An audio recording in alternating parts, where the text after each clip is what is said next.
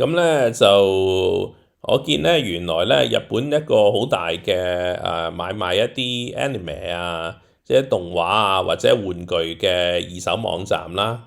咁其實佢應該係有實體店嘅。咁佢網上咧就可以買嘢啦嚇。咁同埋咧佢有一個叫做啦Big Web Auction 咁樣嘅。Big Web Auction 咁就係而家係3月1號啦嚇。咁佢喺日本嘅時間咧就係8點鐘夜晚咧就舉行緊嘅。咁咧就佢係 live 佢咧就去 auction 去 bid 嘅。咁你見到咧左邊啦嚇，左邊呢度咧就有213件，今次嘅 auction 咧有213件嘅 items 係去auction 咁嘅。咁而佢每件 auction 每件嘅即係佢係咧唔係同步過，而係啦同一時間咧只係一件一件嘅作品咧去 auction 去做拍賣咁樣樣咯。嗱，你見到而家 auction 緊呢一件，譬如話鹹蛋超人咁啦，咁咧就你可以撳啦。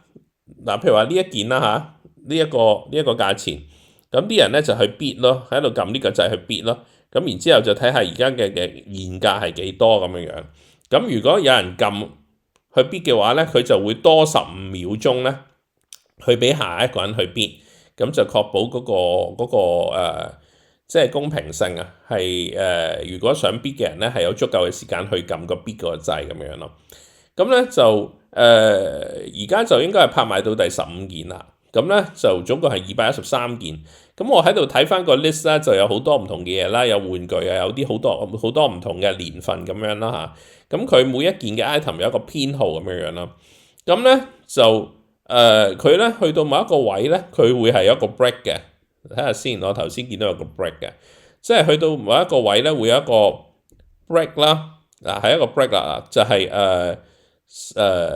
呢個13點嘅時間就會 break，然之後重新開始，咁然之後咧再去拍賣埋下邊嘅 items 咁樣樣啦，咁啊順住咁樣去拍咁樣嘅。咁就係啦，我就發現有一個咁樣嘅拍賣嘅即係網站，咁就可以live 咁樣去拍賣。咁我覺得呢個做法都幾有趣啦嚇，好似感覺上你好似喺度參加緊一啲好大型嘅，即係一啲蘇富比啊咁嘅拍賣咁就我覺得係幾得意啦。咁所以喺度分享下，係啦，係咁多啦，多謝各位。